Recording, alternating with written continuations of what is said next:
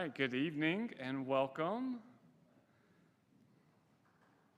So about 4 years ago, the Grace Covenant session voted to restart the long-standing practice in this church of offering a 3-month-long sabbatical to each program staff member after they had worked at the church for 5 years. So Jeff Jones, being the longest-running member of the program staff, and in fact of all of the Grace Covenant staff, was the first and so far the only member of staff able to take a sabbatical. Though with all the craziness of COVID hitting right when he hit 5 years, he was not able to take a sabbatical until he actually was 7 years into his tenure here at Grace Covenant. So Jeff was first. Marsha's going to be next. You all may have heard her sabbatical starts the first full week of June this year. So she'll be off in just a few weeks from now on to sabbatical after having served 6 years here at Grace Covenant as our pastor head of staff. The GCPC staff wishes to thank you, Grace Covenant, for this sabbatical, for this Sabbath rest. Amen.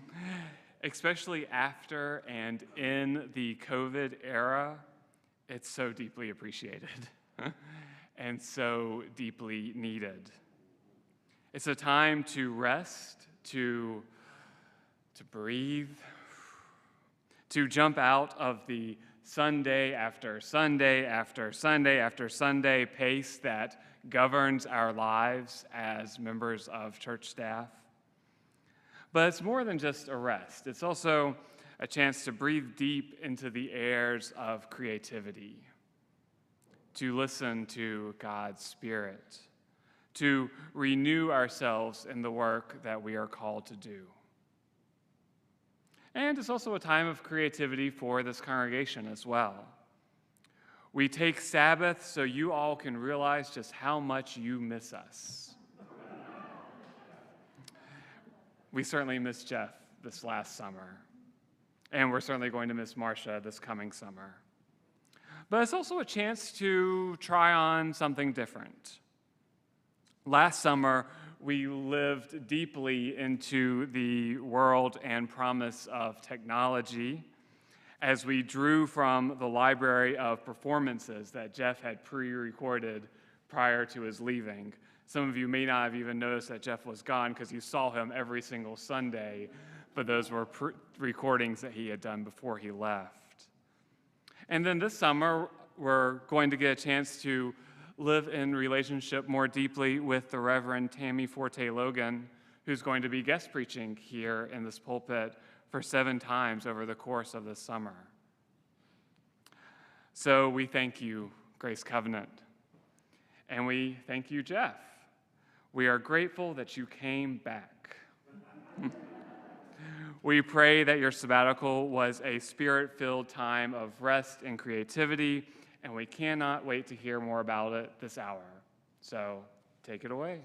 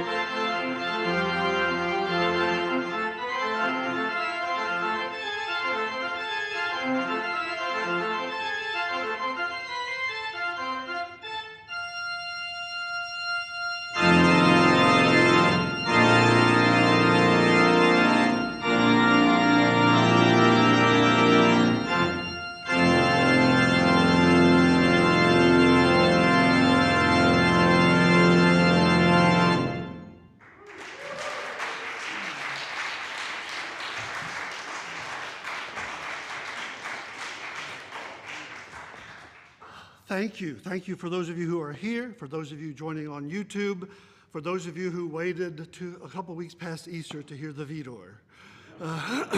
Told you it'd be worth it.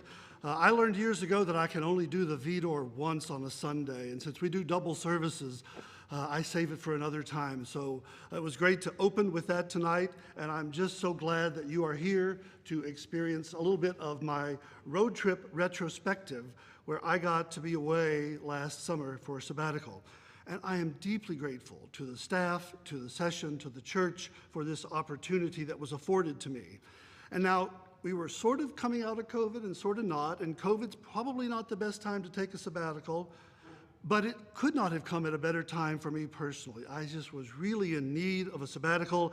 I still remember the day when Marcia came into my office, and she said to me, "Jeff, I think you need a sabbatical." And I think she is right. Interestingly enough, I taught college for over 20 years and never got a sabbatical. I've done church work for 30, and this is my first sabbatical, so it was such a gift. And let's face it, being a music director and a church organist, especially for a place like Grace Covenant, is a lot of work, and it can be tiring at times. And so, you know, it was time. Yes, thank you. Thank you. It was time. And I also know it was probably time for us, it's generative to have time away from your colleagues, and I have it on good authority that my colleagues may have had a little celebrating going on when I walked away for 3 months. Somebody snapped this shot, I'm not sure, but it was good for us all to learn how we missed each other and how we needed this time. So thank you, thank you, thank you. The purpose of my sabbatical was really twofold. One, because it was COVID and I couldn't just hop on a plane and travel to Europe, even though that's still my dream someday, that this truly needed to be Sabbath rest, that we needed to live into what sabbatical meant and just take some time. Because COVID, as Richard said, has been so challenging for the staff. And so that was one objective, was just to get rest. And the other was to engage in ongoing development, personal, professional growth through study and travel and practice and reflection. And so I did a lot of those things as well, and I'm going to unpack some of the highlights from the summer. For my sabbatical time, I'm going to share some pictures and some stories. I'm going to try to keep it interesting. And just for fun, every once in a while along the way, we will pause throughout the evening and enjoy some music together. And if there's some time towards the end, I'd be happy to entertain any questions you might have about the sabbatical time and anything that we may have shared this evening together. Now, one of the great gifts of the sabbatical time was time for reflection. The freedom from daily and weekly expectations of the office, it freed me to reflect, to ask questions, to renew my strength and love of ministry and the work I do. It gave me time to practice for my own enjoyment without the pressure of weekly obligations of preludes, postludes, offertories, anthems, hymns for the congregation, all things I love, but all things that fill every week. And so I was able to generatively live into some other repertoire and enjoy music in a different way. I had time at the beach and time at the mountains. I got to check in with friends along the way, visit family. There was time to be still, time to look inward, time to be generative and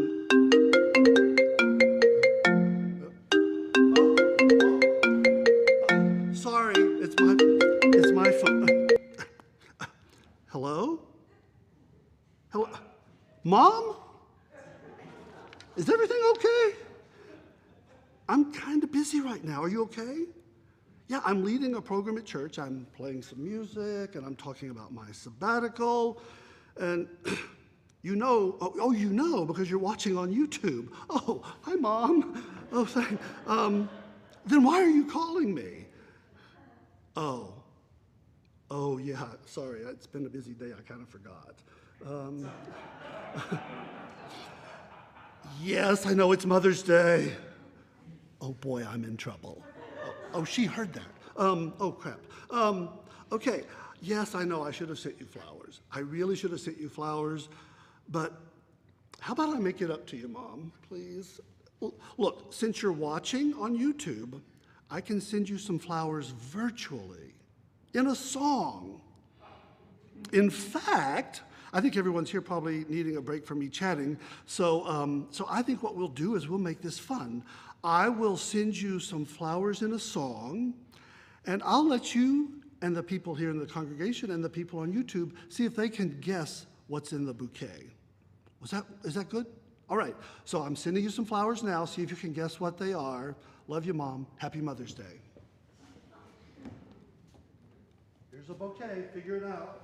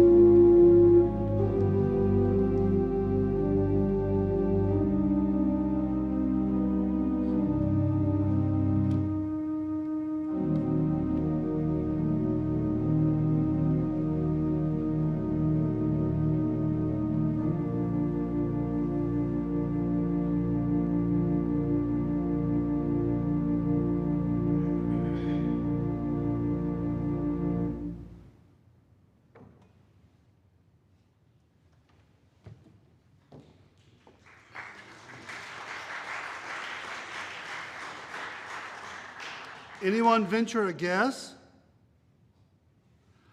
I know someone back there who knows it. What's it? Tiptoe Through the Tulips. Did you hear it?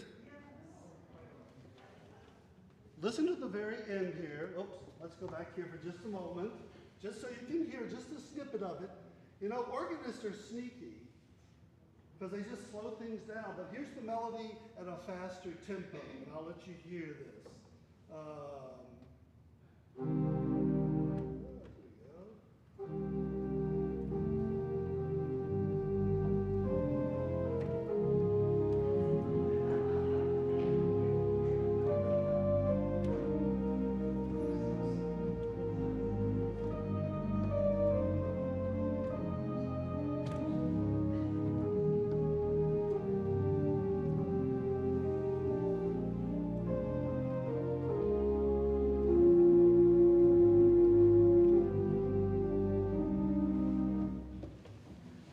Tiptoe Through the Tulips. You have to be careful what organists try to sneak in on a service. That's one of those pieces I've never played in church other than I've wanted to play it on a program, and so here you are. It's by the composer Daniel Gawthrop. If any of you have sung in choirs, you know the Sing Me to Heaven anthem by Daniel Gawthrop. He's also quite the comedian. He's got a lot of humor. I think a lot of church organists have humor. And so what a fun piece to play. Thank you for indulging Tiptoe Through the Tulips. Mom, hope you liked it. All right, moving back to the sabbatical. I'd first like to focus on some of my work and travels, and then we'll get to the resting fun part towards the end. Now, we have to step back just a little bit before my sabbatical starts, because for Presbyterians, summer always starts with Montreat, right? I mean, at some point, all Presbyterians intersect with Montreat. And last summer, I began the summer by being on faculty at the worship and music conferences. And this plays into part of what I did during my sabbatical. I was on faculty, I accompanied a youth choir, I accompanied a conducting seminar, and I was the teacher for the organ master class, where students would come each day into Anderson Auditorium with scores prepared, and they would play for the class, and I would facilitate the class and myself, giving them helpful feedback to make music. And it's a wonderful generative thing to have colleagues make music together and to share and to dialogue about how we can help each other be better. One of the things that I witnessed as a teacher, and I haven't been teaching in quite a while, was that students were coming to class not with actual printed scores, but with iPads. And I was fascinated by the iPad. And I don't like technology. Richard can attest. He was helping me figure something out on the iPad right before this. So I just know enough to be dangerous. But students were coming. You can now, through scanning your documents, you can put your music on the iPad, and with a feature and an app, you can actually turn pages just by doing what Bewitched did years ago, and that's just winking and twitching your nose. And if you want to turn the page the other way, you wink the other side. So that said, I didn't realize how many times I twitch my nose when I'm playing. Or how much, you have an itch and you try to do something. And so I've had to learn self-control. So it's not foolproof because it can register some of your movements. So I'm taking a huge step tonight in forcing myself, and it's what I did one of the things I did on sabbatical was I went out. I've never had an iPad. I bought an iPad. I had a student help me figure out how to start setting this up, and I've been practicing all summer. And periodically, I will pull this out and use it for one or two things. But tonight, I'm really pushing myself to see if the technology works. If it doesn't, we'll just stop and start over next time. Anyway, that's one of the things I learned at Montreat, and I think that we're always our best teachers when we're willing to learn something. So that was one of the things I did on sabbatical. The other is I've lost my place in the program. So we start at Montreat, and do you have the pictures of Montreat? Because I think we have to show my companion throughout the entire sabbatical. There's a picture of my beloved companion. There's. Do we have her in front of the Montreat sign? Oh, you've seen it already. Oh, okay, great. I was too busy talking. After Montreat, I left and I took some time to go to visit friends in the Cleveland, Tennessee, Chattanooga area. One of the reasons I wanted to go there is that there are 2 organ building companies, and I wanted to see and witness some of their work and see their shops. So the first place I went was to Barger and Nix in Cleveland, Tennessee. They build, rebuild, refurbish, maintain instruments, and in fact, they have the contract on keeping this instrument in tune and working on the issues that it has from time to time. So Ellie and I made our way to Cleveland and Chattanooga, and while we were there, Barger and Nix, we went on a tour and saw 3 organs in 3 different churches that they have restored beautifully or rebuilt. And the first was in this little bitty Episcopal church just in the Cleveland area. And it had a restored organ, if you can scroll forward to the picture where we see those incredibly colorful pipes, a historic instrument that they refurbished and returned it to the integrity of a time period piece with those interesting colors. Not something you would normally see, but it certainly is something from the period. The instrument was small but lovely. And then after that, I believe the next pictures we have, and there's that church. Interesting thing, if you want to pause for just a second as an observation, one of the gifts that I feel about Grace Covenant and our work as a community is that our work is even focused on justice and being community together. We separate in ways I think are necessary, church and state. We speak where we need to, but I found it interesting. I had forgotten that churches put the American flag up front. I also thought it was peculiar that it was an Episcopal church. So I made that observation when I was there. I'm thankful that we don't have to have a flag in the sanctuary, and just made that observation. You can go on, I think, to the next church. Yes, the next church welcomed Ellie. Appropriately, it was St. Francis. And so he bid her enter, and we did. So you can keep scrolling there, and there are many St. Francis statues around that church. Now, this was a church not too much smaller than Grace Covenant, and this is actually the home of the builders Barger and Nix. It's a small Episcopal church. A few years ago, they redid their sanctuary. And I know that since we were having conversations about what it might look like for us to move forward with some work, and we know our property committee is still dealing with questions and entertaining how things might look in the future, one of those things is that we might end up with a different surface on the floor and chairs. And I thought this was very aesthetically pleasing. And Charles Nix said that they just love it. They've had it this way for almost 10 years. I think you can scroll and show a few more pictures of the sanctuary. It's small. The organ is in the back. It's a very tiny instrument, but the acoustics are so great that it speaks beautifully into the space. And you can see there just how nice that was. And then this is an interesting photo. This is a practice carillon. It's in the back of the church. The church actually has a carillon tower outside. And this is the same mechanism, but it's designed with tubular chimes so you can practice inside. Because did you ever think about the fact that a carillonneur has to practice? And the bells are out for everyone to hear. So by doing this, the carillonneur can practice in the privacy of the sanctuary in the back when no one's around, and then take that skill out to the tower. And you can show the tower now there you go.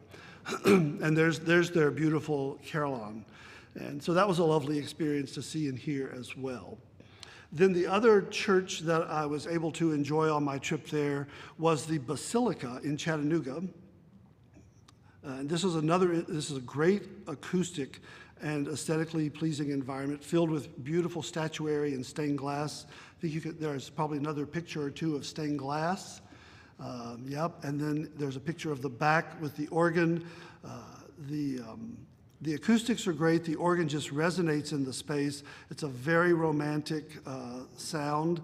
And I'm actually, knock on wood, cross your fingers, we're talking about me going down there and playing a program sometime in the next year. If I do, we'll have a road trip. So that was my experience with Barger and Nix. Then from Barger and Nix, I went to Richards and Fowlkes, which is another organ builder in the area. It's hard to believe that that area has two organ builders concentrated.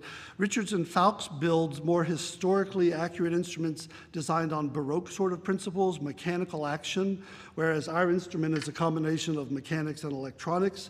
Richards and Fowlkes build instruments which are largely mechanical. And like there's a pedal board being built, and you can just keep scrolling. There's a lovely, look at the detail in the carvings on this instrument.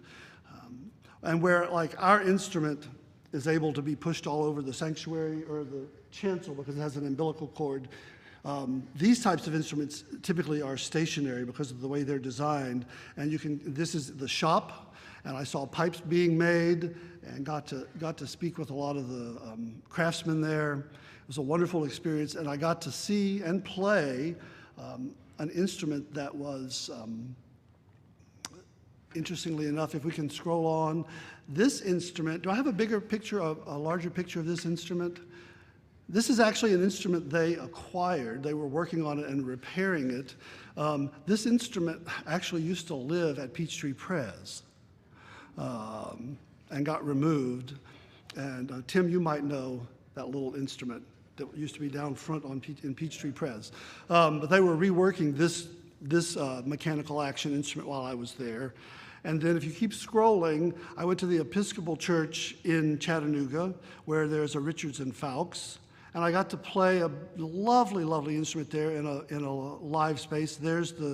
That's just sort of the classic, almost European look that you would expect from a classical Baroque style organ. You can scroll through a few more pictures here of the Richards and Fowlkes instrument. There's up close. So this instrument can be played totally without electricity if you have somebody in the back pumping the bellows. Otherwise, they do have a blower that you can turn the switch on, but it's completely mechanical. And it's the kind of instrument that Johann Sebastian Bach would have played. And given that, and given that I enjoyed that, I thought I would share with you one piece by Johann Sebastian Bach tonight. And it is the Little Fugue in G minor. Little because it's short, not because it's easy, so don't misunderstand. And it's always... It's a fugue, so the voices come in one at a time, and it's always just sort of the organist is just hopeful that everything clicks. It can be a little dicey there, because essentially whatever happens in the hands is supposed to happen in the pedals. We will see if that is the case tonight with Bach's Little Fugue in G minor.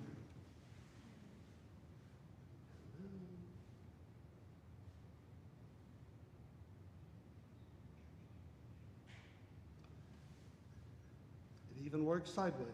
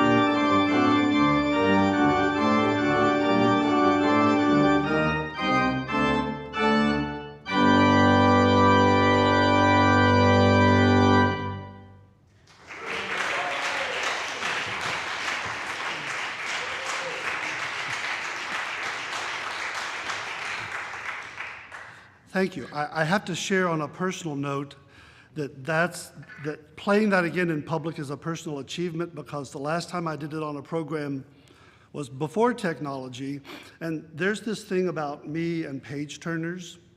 When a page turner is breathing down my neck, especially when I'm playing Bach, I am very self-conscious of what's going on. So I always try to facilitate when I'm playing Bach to play it by myself so no one's in my personal space. That's also an Enneagram 5 thing, for those of you who've gone that route.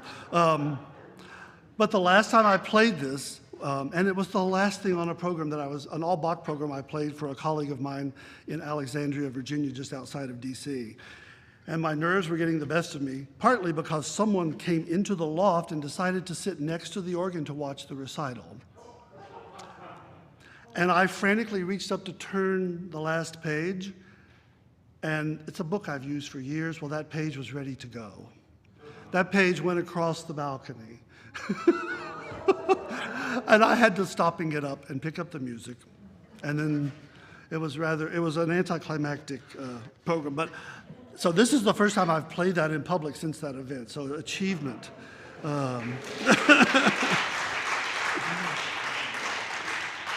So moving on, my next trip that I took was to Virginia, to Richmond, Virginia.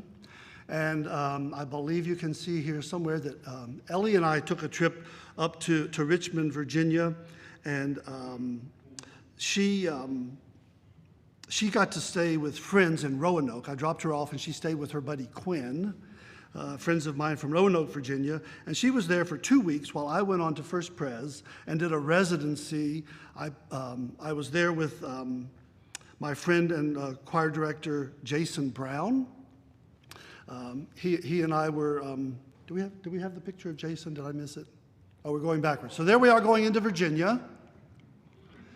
Yep, and then there's Ellie in her new abode, and there we are. I got to Richmond, Virginia with my friend Jason, who's the music director at First Pres. I was there 2 weeks. He was without an organist, so it worked out really well. I played for services. Confession, it's the only 2 weeks I went to church during my sabbatical. But I played for 2 weeks, and I prepared and also played a recital while I was there on their music meditation series. You can go to the First Presbyterian Richmond website, and you can look up their music meditation. It's archived if you want to see a full-length organ recital. I will tell you that the air conditioning broke that day, and it was July, and it was 85 degrees in the sanctuary. But it was a fun concert to play. It was great to be there, and I got to play this amazing Andover organ.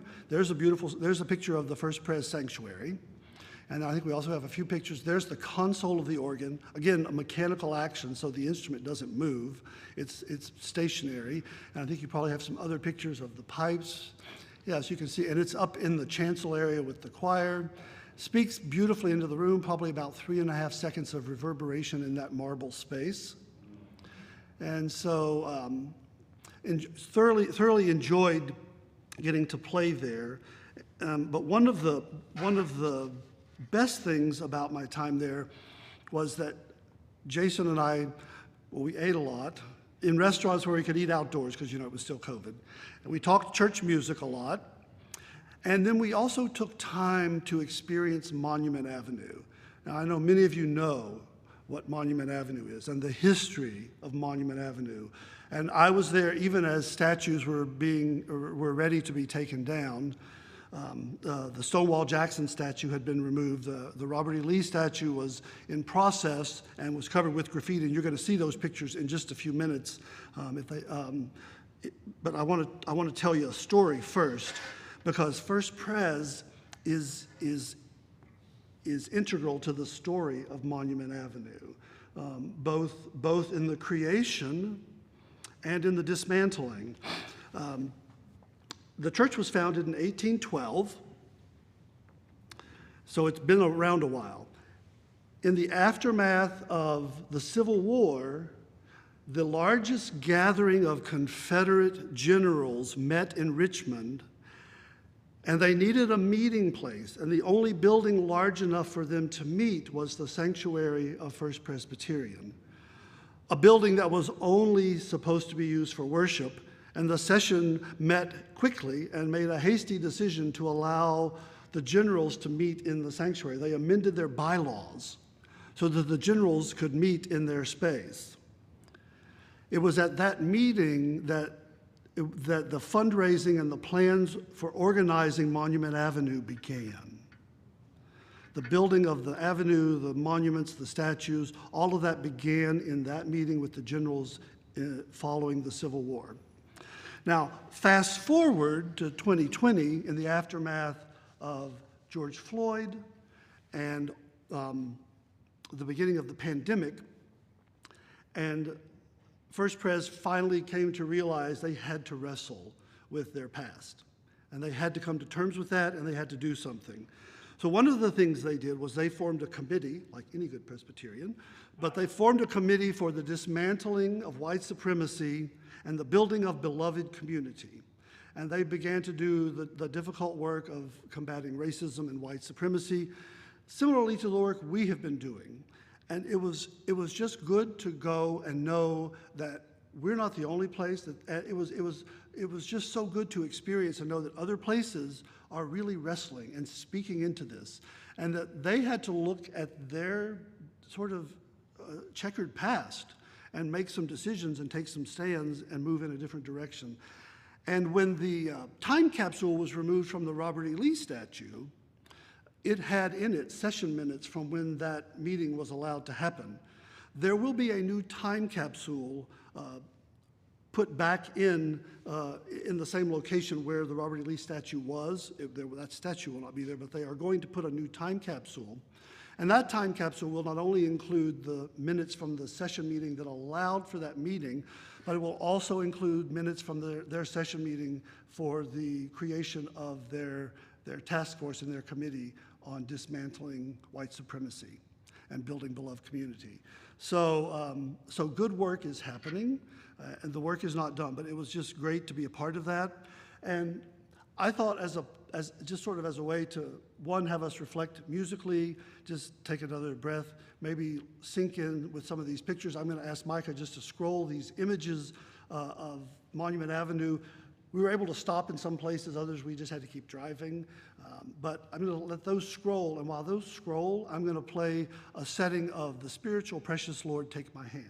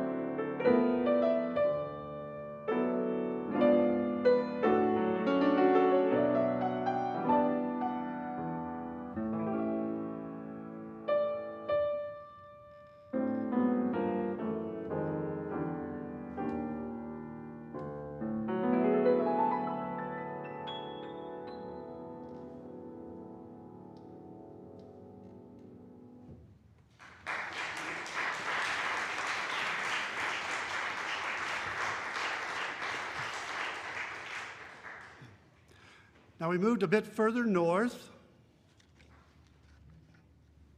I think you see the Pennsylvania Welcome Center there. Ellie and I made our way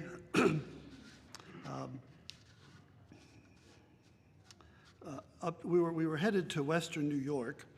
I actually took her and dropped her off just north of Syracuse at a good friend of mine, and she spent a week with her buddy Woodford, while I went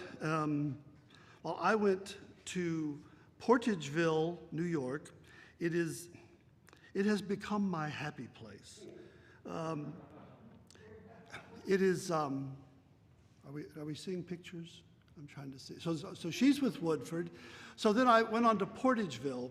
So we'll stop right here. I'll tell you why this is my happy place. And I've been going for 7 years, and this is how I ended my working part of my sabbatical. This is a Unitarian meeting house that was built in the middle of the 1900s. And it fell in disrepair. It was almost fallen down, and it was taken over by a foundation that completely restored it. I think there are probably other pictures. They restored this beautiful meeting house to a pristine condition.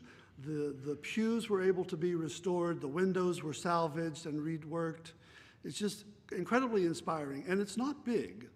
And they fitted it with a grand piano and a pipe organ. I think you can probably show, there I am standing in front of the pipe organ. It is a Chance built by the same company that built this instrument. And I think there are probably other, there's the console. And what happens in Portageville is that they allow this space to be rented by the week for organists to come and retreat. There's a cottage just up the street from the chapel. And so you go, there's no internet, there's no cell phone service. The nearest grocery store is about 30 minutes away. So you pack your groceries, and you go and you just relax and you practice. The great thing is that it is about a quarter of a mile from the entrance, the south entrance of Letchworth State Park, which is known as the Grand Canyon of the East. Here's one of the waterfalls at Letchworth. I think there are probably some other pictures of Letchworth. There are 3 successive waterfalls going down through this canyon, and Portageville is at the top of the falls before they ever start, because of course, to portage is to carry your boat from the top of the river beyond the falls and then put it down in. So that's how this got named by the indigenous people, and it was Portageville. So there's another beautiful shot. So my days in Portageville are split between practicing the organ and going to the park and walking and hiking and experiencing the wonderful waterfalls, the beautiful trails, and the occasional rattlesnake. They've got big rattlesnakes up there. That sort of gives you a bit of perspective on what happens there. But I tell you that because I think everyone needs something that inspires them.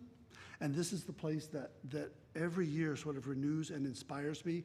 Now, to give you a geographical idea, if you know where Buffalo is and you know where Rochester is, Portageville and Letchworth are sort of here, about an hour and a half from each of those.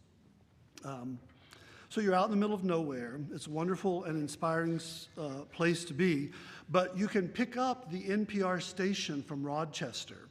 And if you know Rochester, you know that's where the Eastman School of Music is. So there are phenomenal programs to listen to in the evening. The little cottage is fitted with a practice piano in case you need another piano, and a Bose Wave radio.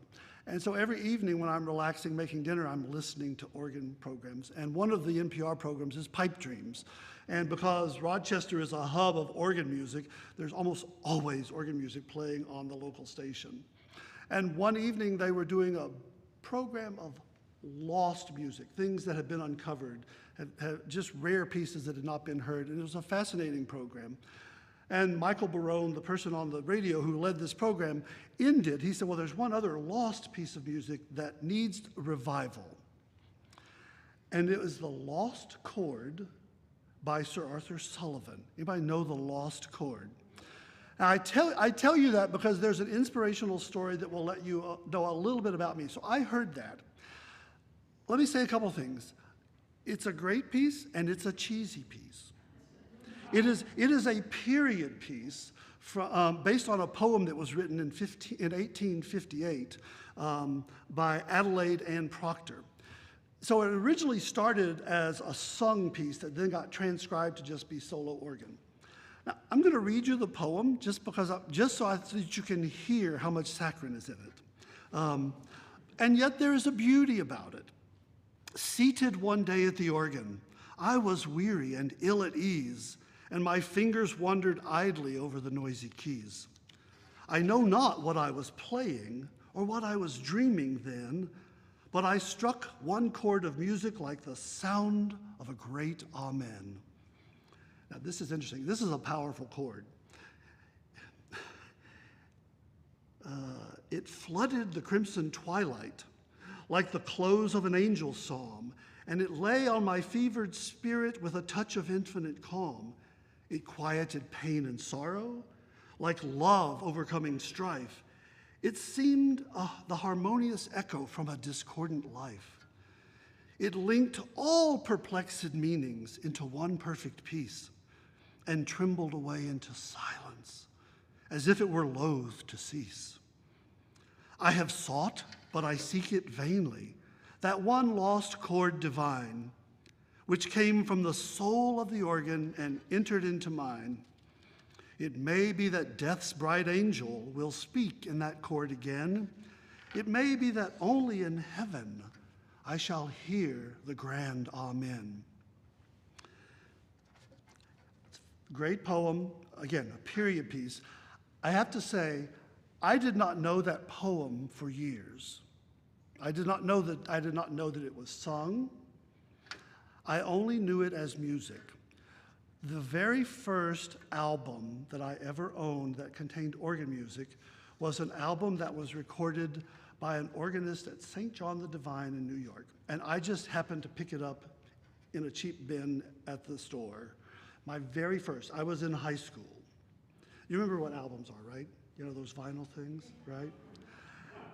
And it was mostly wedding music. It was Keith Hampton. It was a recording organist who passed away way too early. But on that album was his transcription of The Lost Chord. Mind you, I did not know the words. And of all the music on that album, that piece of music, I played it until the needle skipped.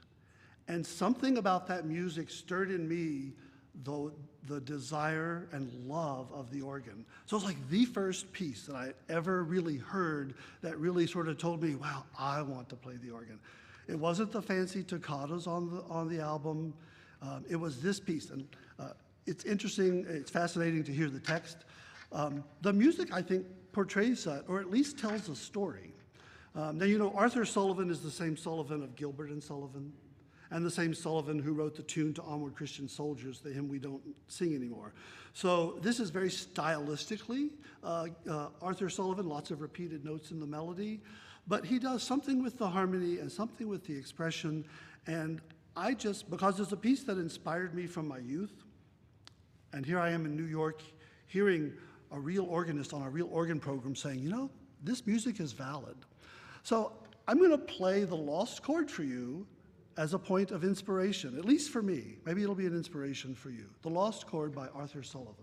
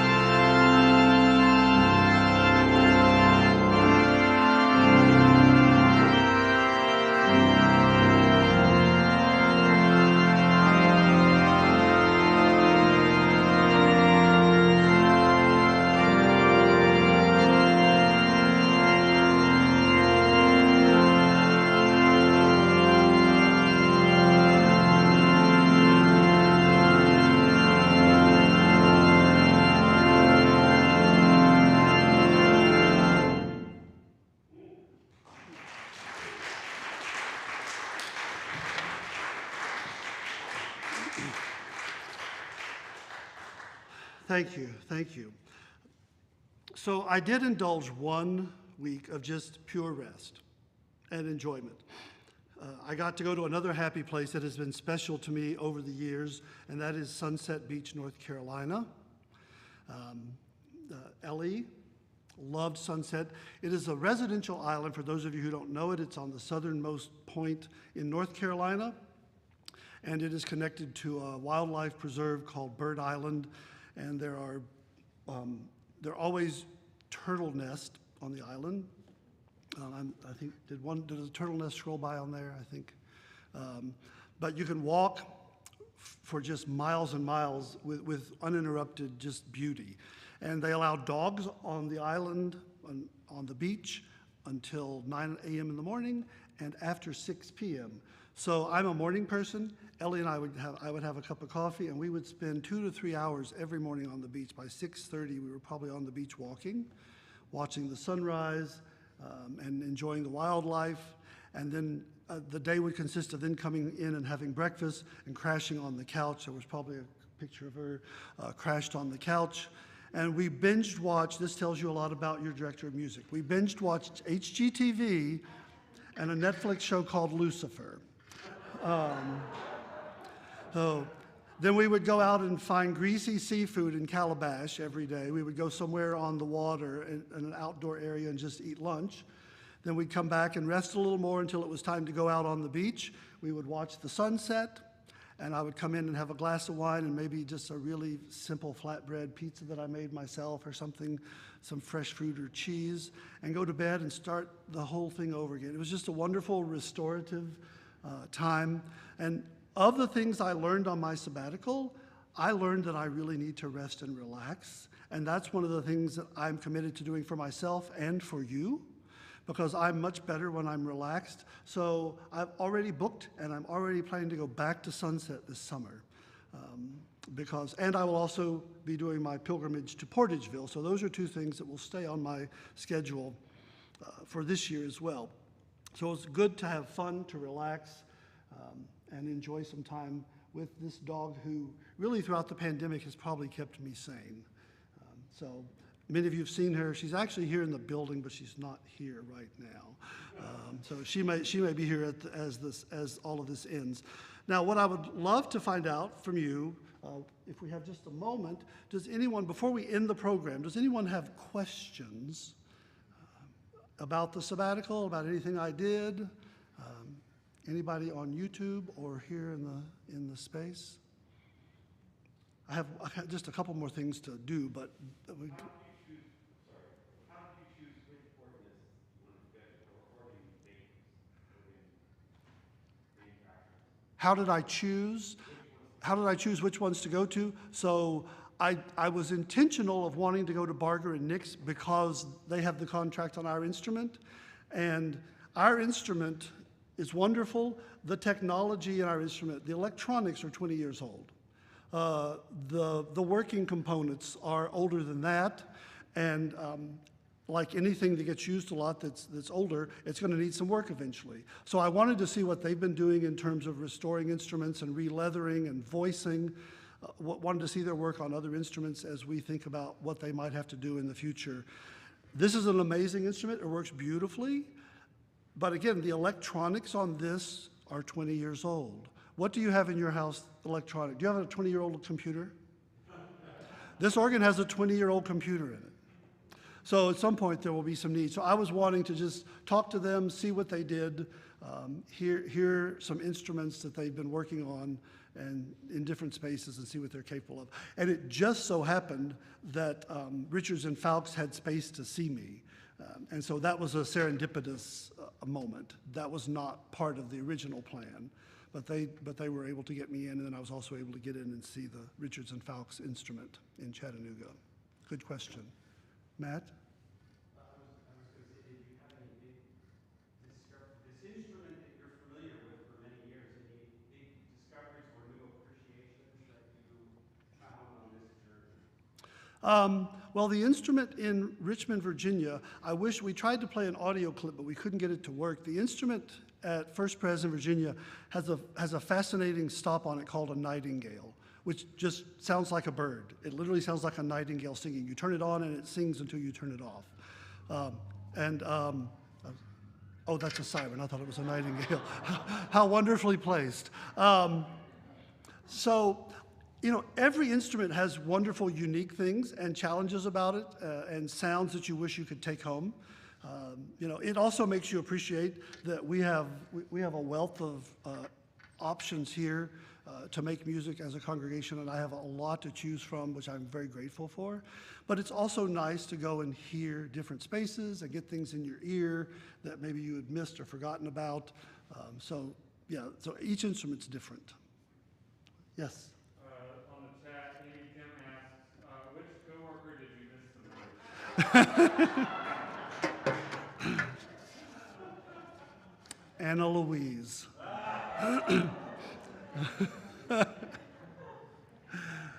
Any other questions?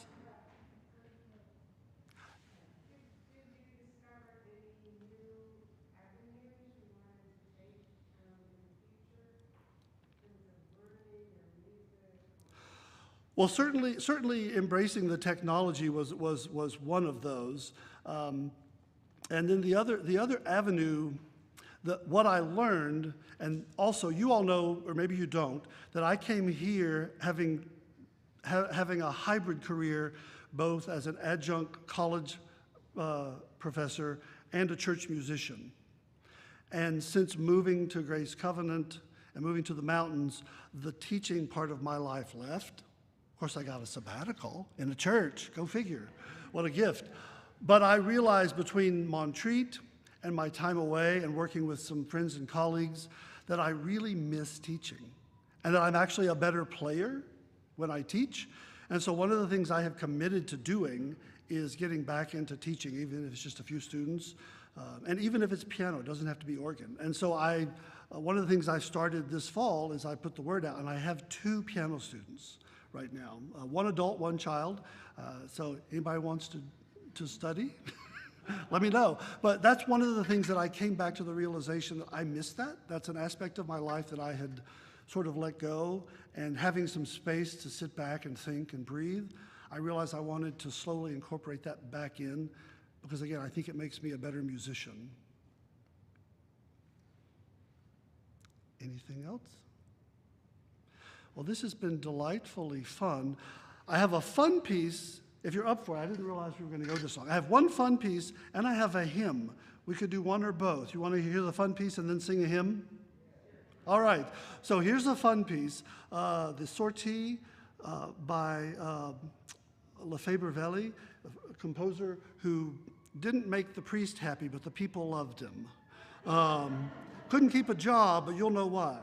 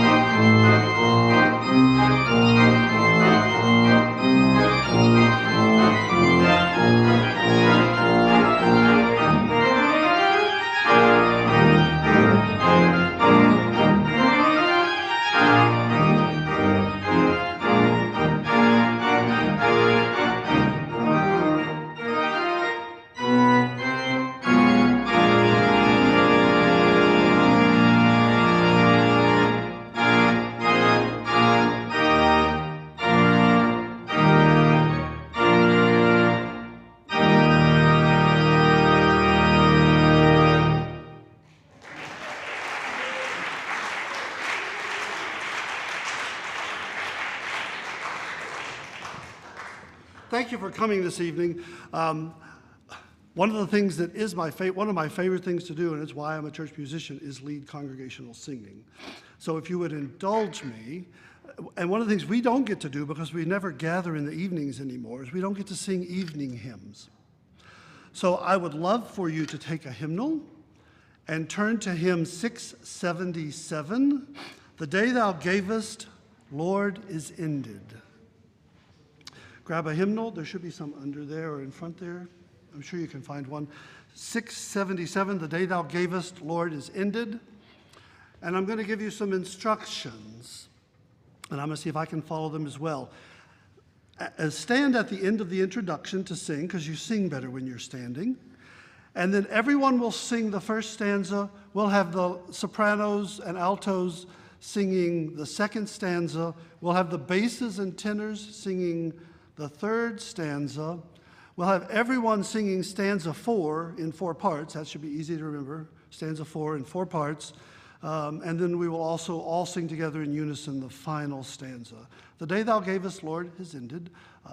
You can sit for a moment and enjoy the gentle prelude leading you into this evening hymn, and then stand to sing.